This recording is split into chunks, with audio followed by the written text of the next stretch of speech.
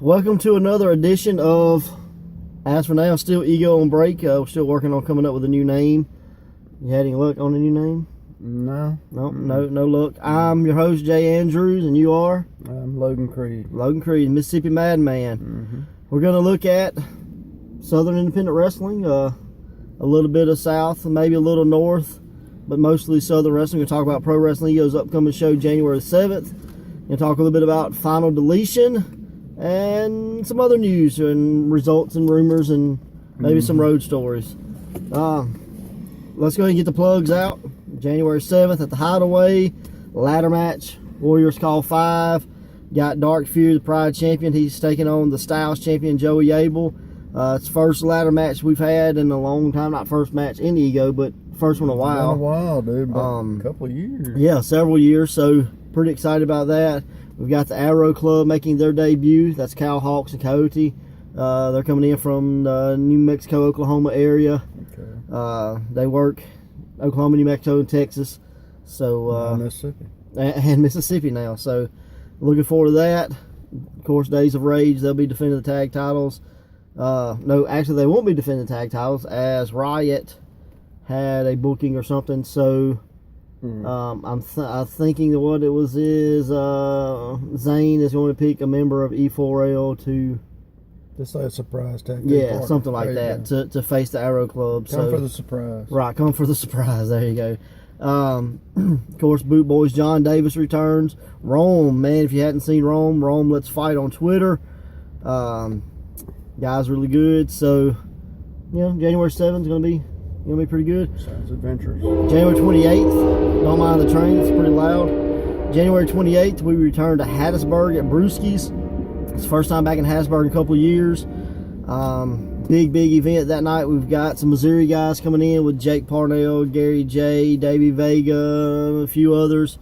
And I hear there's going to be a big surprise that night as well. Let me ask you this: is it true that Gary J gets a title shot with whoever wins the title? Absolutely, ladder match. Absolutely, the winner of whoever is the champion coming out of that ladder match faces Gary J in the main event. Gary's, he's kicked butt and maybe not taking names, but he's definitely kicked a lot of butt in Ego. So, big match for him. I know he's at least got one up on Joey Abel. Right? Absolutely. They tied 1-1? I think so. I think they're tied 1-1.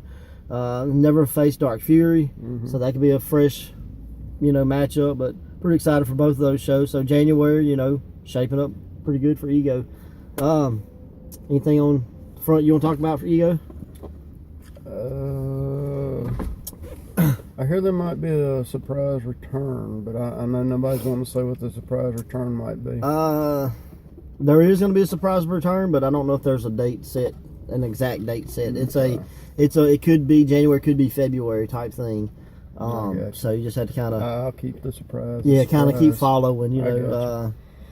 Looking forward to that, and also just throw this out there.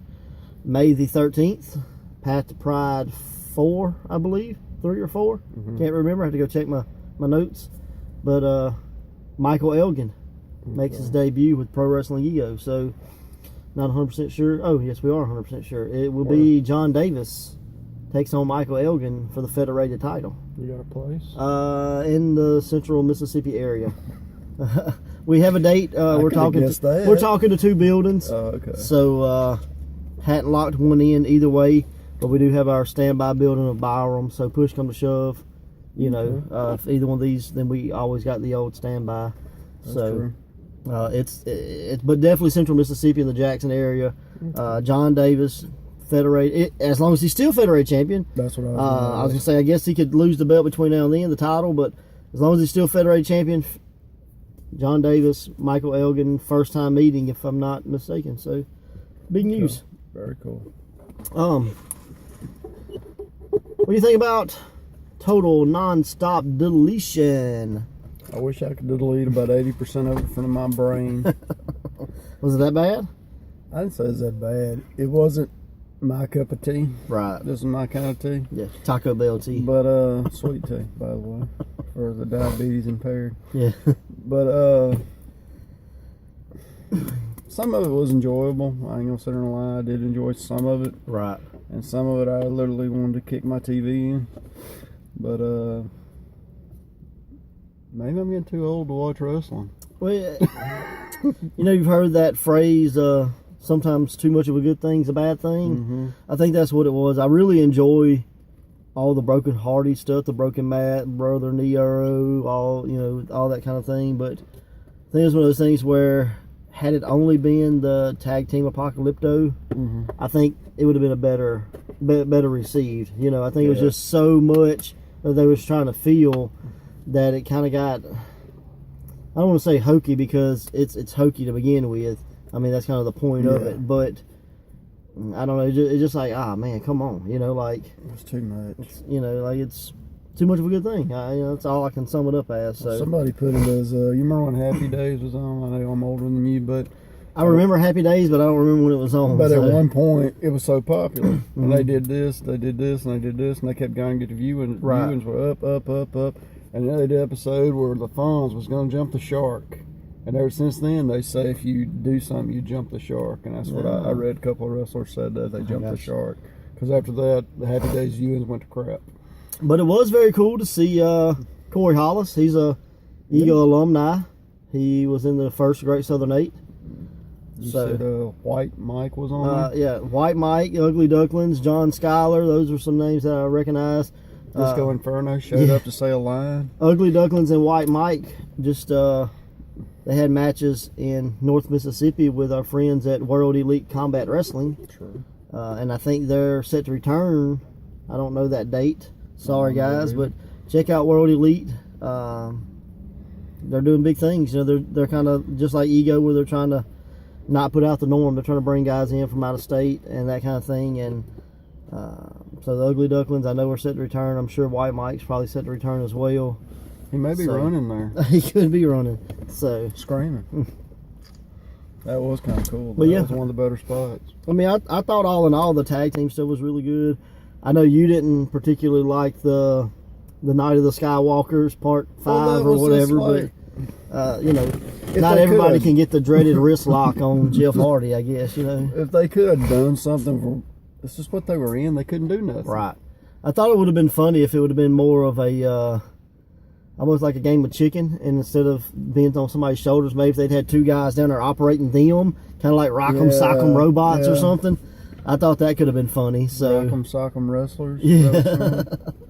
So I thought that could have been really cool. That was my only problem. I mean, that was the worst part of that to me. But I mean, of course, you've got, and it's no disrespect to rock and roll, but they are older. But they still could have had an old school wrestling match. True, but I don't think the point of that whole show was to have an old school wrestling match. Shooting fireworks at each other. I mean, well, they did do wrist lock. That's old school, right? Well, they did a collar and elbow tie up too, but I see that in a lot of wrestling matches. So, I really like the firework battle or whatever. And okay, and I'm not one of these go find you a safe place or anything, but kids watch wrestling. You got people firing fireworks at people. Yeah, what do you tell kids don't do? But we do say don't try this at home, so I guess technically you got that loophole covered. We were having bottle rocket wars a long time before I saw it on TV. Yeah, I shot a guy in the face one time. So I mean, kids are kids. They're gonna do what they want to do, no matter if they've seen it or not. Don't like no Roman candle in me though, please. They get imaginative, so I'm good. Anything else you take from that? Got to see Sugar Shane. He came back for a split second. About a second. Disco, the Hurricane come back. Hurricane. Disco. Animal. He come back to say a line just like Disco did. Hornswoggle. Or Swoggle. Yeah. I don't know if he's got horns anymore. I think he's just Swoggle. So, all in all, like I said, I think the tag team stuff was really fun. I didn't necessarily care for the rest of it. No. I don't know if you've seen this, but one of our, friends down south, Luke Hawx, traveled over to England. Okay. And essentially, I don't know, I'm not going to say assaulted a fan, but the guy pointed a fan touched him with a finger, and then Luke murdered him with a push. Yeah. What do you think? Work or not work? Yeah. I'm going with work because the guy went flying, and I've been pushed several times. And even though Luke's a big dude, he's not going to throw me across the damn arena. Well, I'm not gonna say, I didn't. You only saw that clip. You didn't see the whole thing, so I'm not really sure what happened before. The guy might have hit him beforehand or whatever, or something. I saw a finger.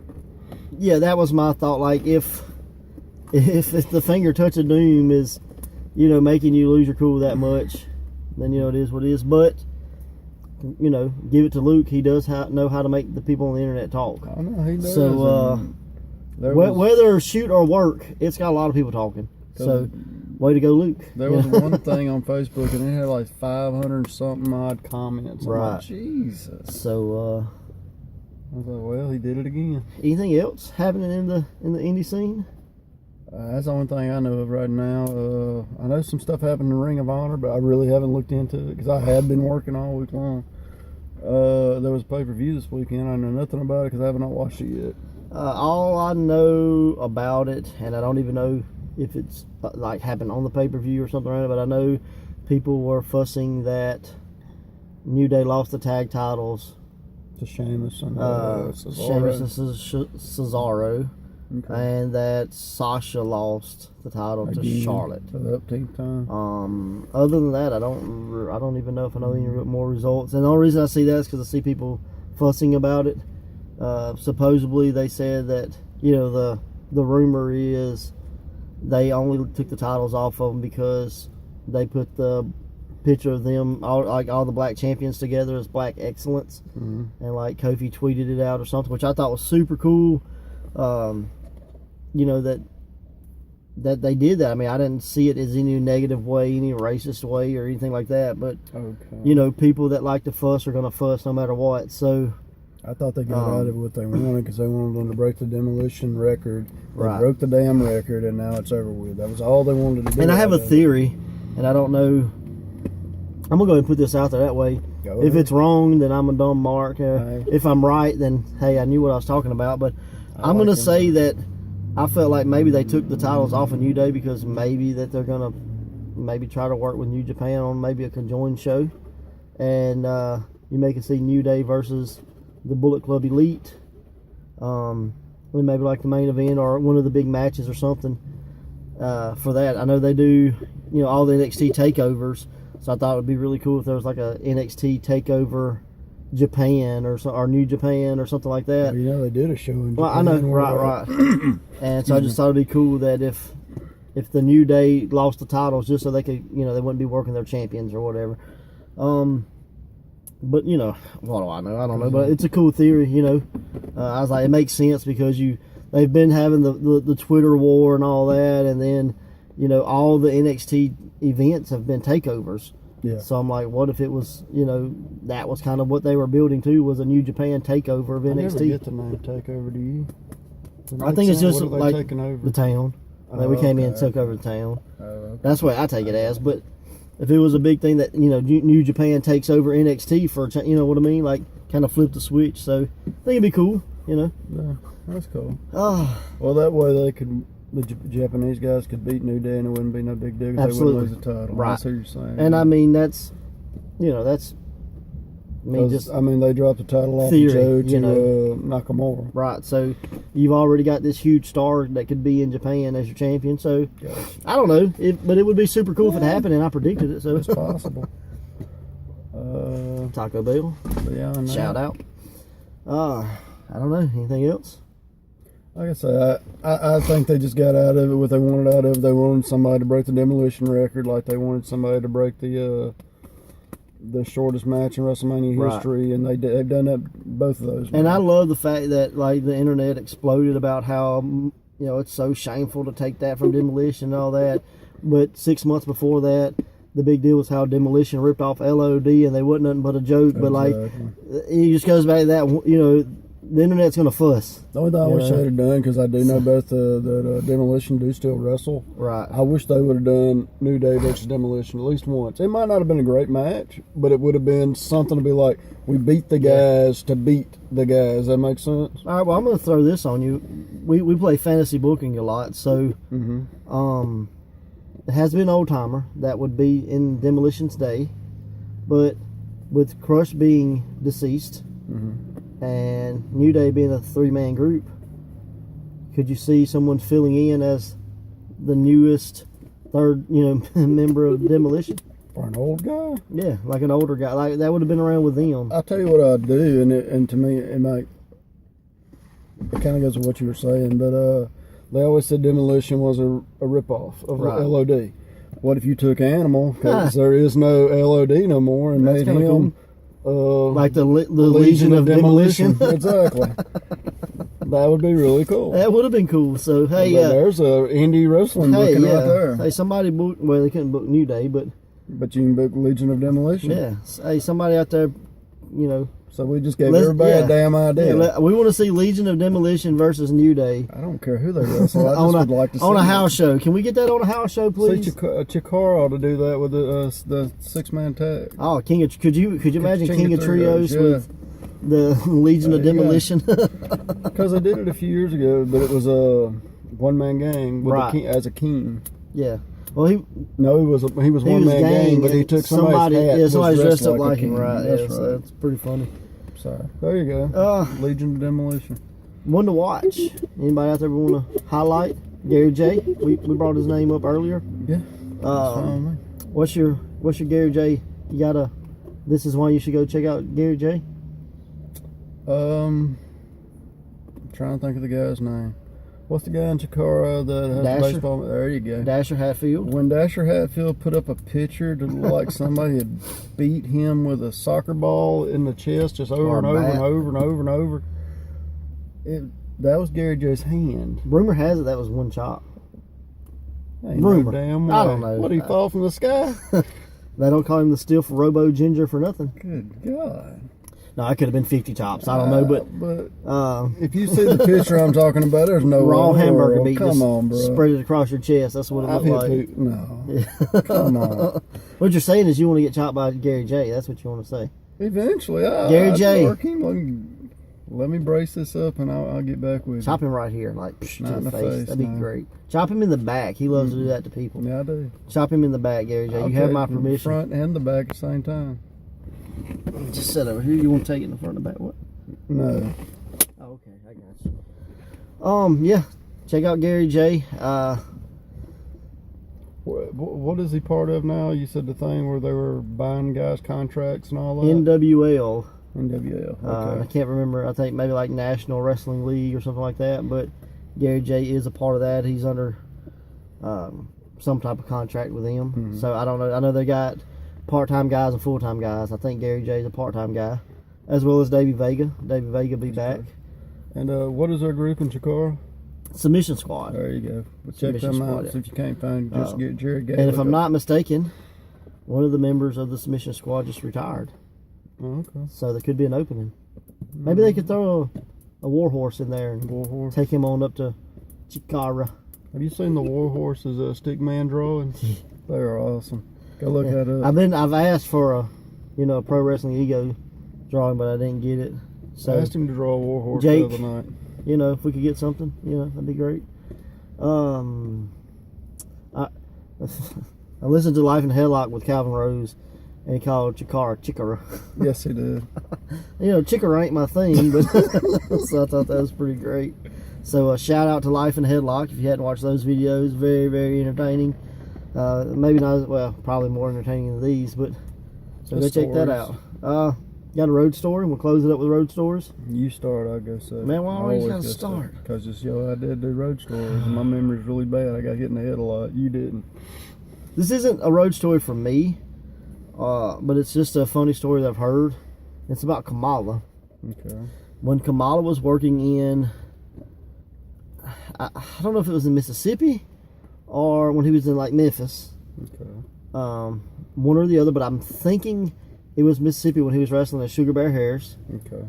He won a battle royal. They had a battle royal. I'm going to make up the number because I'm not sure. Let's just say a $10,000 battle royal. Probably, yeah. Sugar Bear had never really smartened the family up about how wrestling worked. So on TV, they see Sugar Bear win $10,000. Mm-hmm. So when he gets home and has no money, Mama Bear was not a happy camper. so upset that she threatened to shoot him or something, pulled a gun on him, something like that. Wow. And the story went that Sugar Bear spent a few days outside afraid to come back into the house because he didn't have $10,000 to give Mama Bear. So not necessarily a road story, but definitely a funny story that I heard on the road, if that counts. So you set me up easily for a story about Kamala. A few years back, when Battle Zone was owned by Danny McClain, Danny brought in Kamala. Right. And we ran a show in Byram. And it was Big Mike Carter versus Kamala. Well, they needed a kimchi. And Danny had something going on. He was going to do it, but he couldn't. So I got to do it. And, I'd been watching it. And I was probably the first time I'd ever been all fan struck. Yeah, right. I'm walking him out to the ring, and he gets in the ring. He's talking to me as Mr. James talks to people. And he says, you got to act like you're translating for him. Remember, I don't speak English. Oh, yeah. So I am, and I'm doing all that. Well, they're going to do a point where I'm holding Big Mike, and he's going to give him the chop. Of course, Big Mike's going to move, and I'm going to take the chop. Well, I had that hunting helmet on that Kimchi wore. Yeah. He chopped me so hard, he broke the helmet. Well, at one point in the match, I'll just say toward the end, it was supposed to be a brawl to the back. I hear Kamala saying, okay, time to take it home.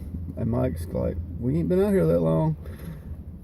Mike and Kamala's like, I don't care, I'm blowed up. I'm blowed up.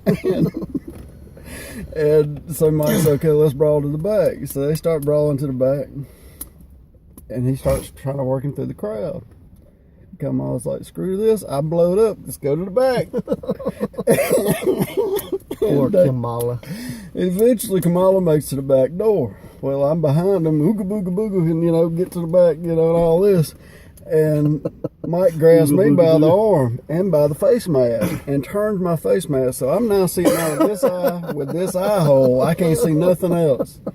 He pulls me in the ring. I'm like, what the hell are we doing? He goes, take the spear. I was like, I can't see. No, but you can feel. So next thing I know, I got hit with one of the hardest spears in wrestling history, half blind with one eye. Thanks to Kamala. Thank you, Kamala. Wish he'd worked on his cardio a little better.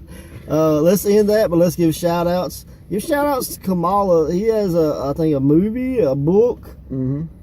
Kamala Sings the Blues, Kamala t-shirts. Yep. Go buy something from Kamala. So James Harris. Shouldn't be that hard to find. Just put it in your Google machine as hey, as Conrad would say. Yep. And he's one of the nicest guys you'll ever meet. Absolutely sweetest man go ever. Look up his song, Push It.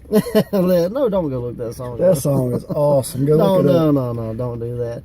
But yeah, tell Kamala, Life in a Headlock, 10 Questions of Doom, Pro Wrestling Ego, and hey, use the hashtag another name for Ego on break or something like that. Just shoot us a message if you got suggestions, because next week we're gonna have a new name. So I'm shooting for Indie Experience, just because it'd be an easy logo to use the Roman numeral 9. Used already. Who cares? Later.